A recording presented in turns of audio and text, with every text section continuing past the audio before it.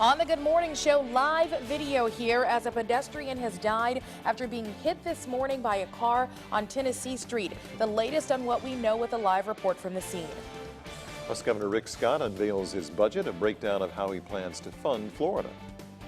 And also this morning, it could be good news for some high schoolers, maybe not waking up so early in the morning. We'll tell you what a committee is looking into possibly doing.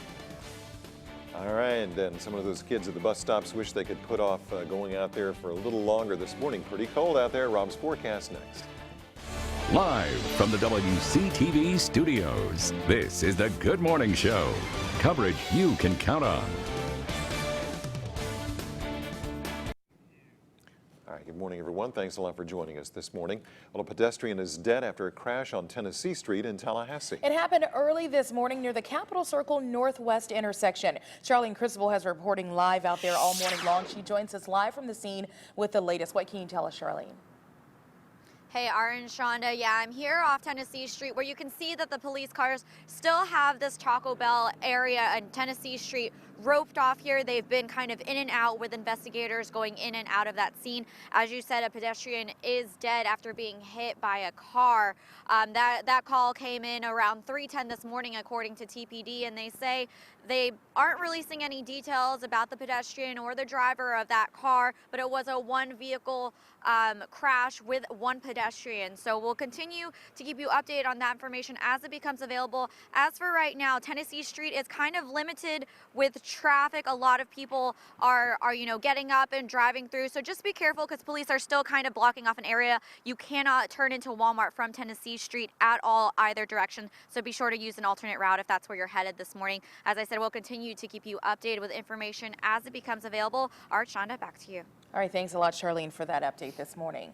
Also new overnight, taking a look internationally, Turkey has confirmed that it has shot down a Russian warplane, claiming that it violated Turkish airspace and ignored repeated warnings. That's right. Now, according to reports, the plane was on a bombing mission in Syria when it crashed after it came under an artillery attack from the ground. While Moscow insists that the plane did not violate the Turkish airspace, the ministry said that the pilots have parachuted, but added that Moscow had no further contact with them. So we'll keep you posted on that this morning. But we are starting out with the chilliest morning we've had so far this season out there. That's for sure. There's some frost on the windshield out there this morning for some of us. Rob, what's the coldest one you're seeing out there temperature-wise? We'll get to that in just a second. Seeing some numbers, though, into the middle and lower 30s.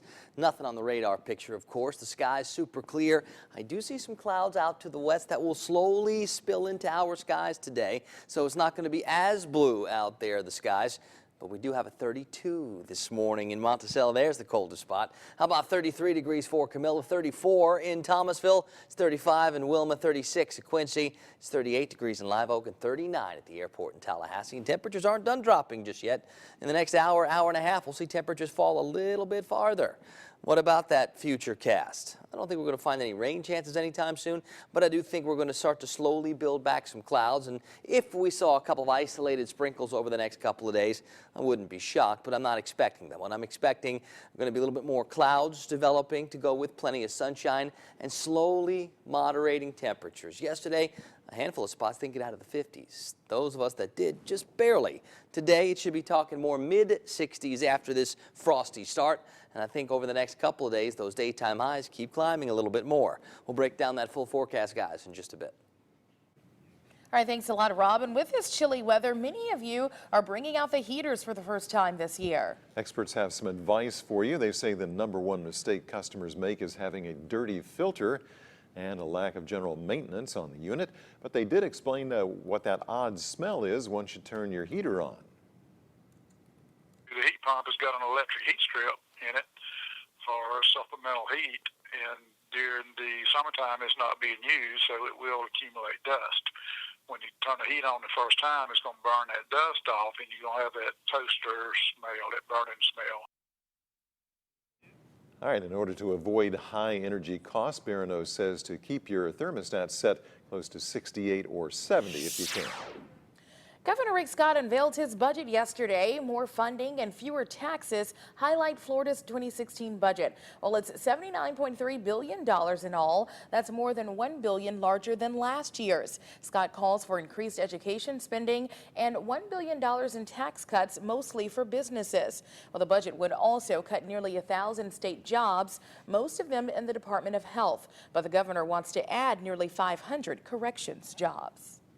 A committee has been formed to look into having a later start time for high schoolers in Leon County. Eyewitness News reporter Lenitra Bennett has more on that story.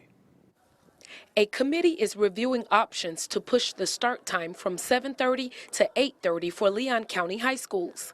Supporters point to research that shows later start times can increase student attendance, grades, and test scores. They do not agree with critics who say getting to school early wouldn't be difficult if students went to bed early at night. If you put a teenager to bed at 9 o'clock, they're likely just going to stay awake and lie in bed until naturally they fall asleep because they're producing melatonin at a later time than everyone else. It's just harder for them to fall asleep. The committee consists of school administrators, district officials, and parents. In Tallahassee, Lenitra Bennett, WCTV Eyewitness News. Committee members say that they hope to have schedule suggestions for consideration by the school board by January. That's right. Well, also this morning, Florida A&M University wants to help out this Thanksgiving. FAMU will host its annual turkey drive today. Community members, volunteers, students, and faculty will gather at the Jake Gaither Gymnasium to help prepare boxes for families in need. The boxes will include turkeys and other holiday fixings. Well, their goal is to deliver more than 300 meals. It all gets underway at 8:30 this morning. The Salvation Army looking to help out as well. They're in need of volunteers to help set up and prepare homemade meals on Wednesday. They'll be served up on Wednesday, but they need the help today. Expected to serve more than 300 people at their pre-Thanksgiving dinner. That dinner will be held from 11 a.m. to 2 p.m. at the headquarters on Allen Road. If you'd like more information on how you can help them set up today, please give them a call right now, 850-222-0304.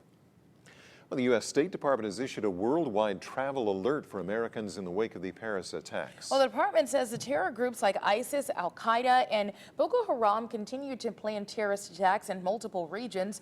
Officials say that there are also individuals who might carry out their own attacks. Well, the alert does not ask Americans to avoid travel. Instead, it urges them to be vigilant, especially in public places or using mass transit. Now, this is the first worldwide travel alert since December 2014. It extends until February 24th of next year. But lots of people gearing up to hit the streets out there for Grandma's house or That's somewhere true. to celebrate Thanksgiving. A lot of folks even leaving as early as today, I'm sure. So how about that travel forecast for us, Rob? Couldn't be much better for Thanksgiving. Usually we're talking about where there's going to be some airline troubles, where there's going to be some stormy weather. I don't see much in the southeast of anything over the next couple of days. Pretty comfortable stuff, as a matter of fact. Mind you, it's a little cool out there this morning. It will slowly get a little warmer over the next couple, but stay fairly seasonable. Nothing on the radar picture there isn't going to be. I think we've got no worries. Smooth sailing for the next couple of days. We'll break down that full forecast. We'll do it next. And later this morning, 6:45, you will have a chance to enter our holiday grocery giveaway. Stay tuned for details on how you can enter.